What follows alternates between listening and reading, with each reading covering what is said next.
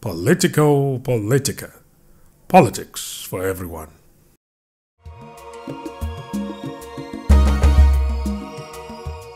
Welcome back to Politico Politica with me, your host, Isabella Akinseye. It's now time for our project or your segment.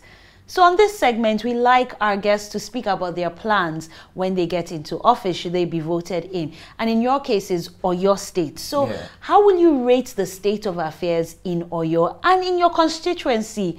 I was reading a book very recently, and the author said something that one of the ways to rate the success of a community or a state is to look into the life of the people living in that constituency or the state.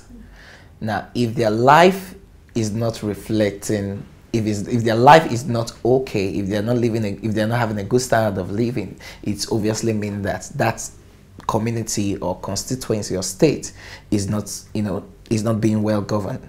Now, the reality is this: in Oyo State, we are experiencing low standard of living, just like almost every other part of Nigeria, or Nigeria as a whole, because the basic amenities are not there.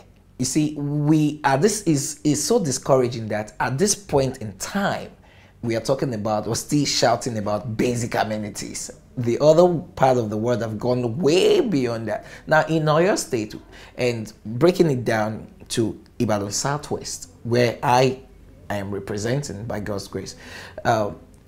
You see, I'm particular about... What would you say are the major challenges your constituents are facing? Majorly, like every other place, roads, water, the politicians go out there and make ball like one regular thing, but they just do it for commissioning, and the next thing is not working after 2 months. And by the time it's election time again, they come, change the tap's head and... So roads and water, what are you bringing to the table? Not just roads and water. Healthcare is there. Healthcare is very key for me personally. Healthcare, and also there are some other little things. But then let's talk about what I'm bringing into the table. For me, like I said earlier on, I'm looking at the children. We have most of our mothers are low income earners, and child care for them seems to be a challenge. I have been opportune to live abroad in quite a few countries, and I've seen the way things work out there.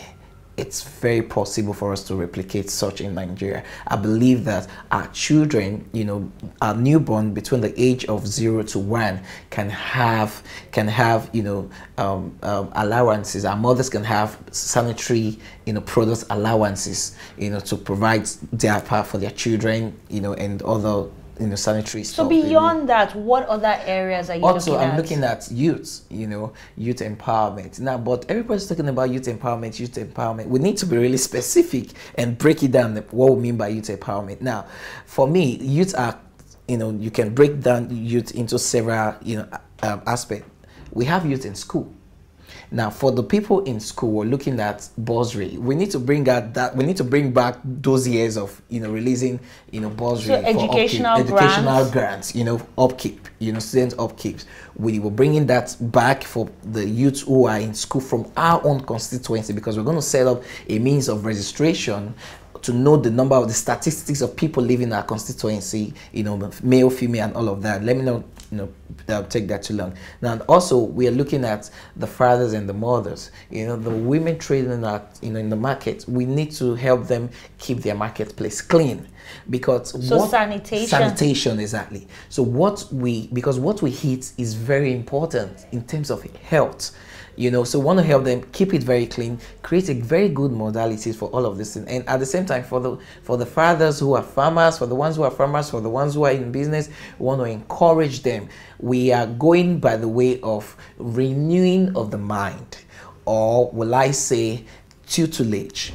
It's more than just giving this person money to do whatever he wants to do. We need to be transformed by the renewing of our mind. So we need to do a lot of talking, a lot of teaching, a lot of advocacy, so sensitization. That is just it. Sensitization. We give you money, we empower you, we provide you with this product or that product, we sensitize you on how to manage it. We don't just stop there.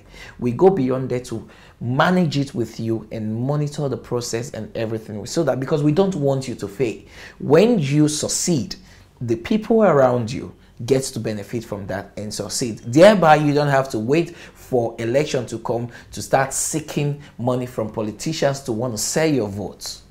So that's the plan we have on ground. And most importantly, most importantly, I'm gonna be very close. I am currently very close with my constituency. For my campaign, I'm doing 22 community hall meetings across 6 wards. And will this continue? Yes. It's part of my manifesto. It will continue every quarter. At least, in each ward, 1 community hall meeting every quarter. Because, if you're representing a constituency and you don't know what their needs are, what are you representing? You need to be able to hear them, let them speak to you, see you directly, not through one PA or anything. Let them see you one-on-one, speak to you, address you, shout, let them cry, let them laugh, just feel free, because we're all humans, we're all the same. There's no, office doesn't mean I'm over you, I'm above you, we're the same. So servant leadership, that's what it means. Thank you, Akinwale. You're welcome. We'll now be switching things up on a lighter note. Our quick fire segment on Politico Politica comes up shortly.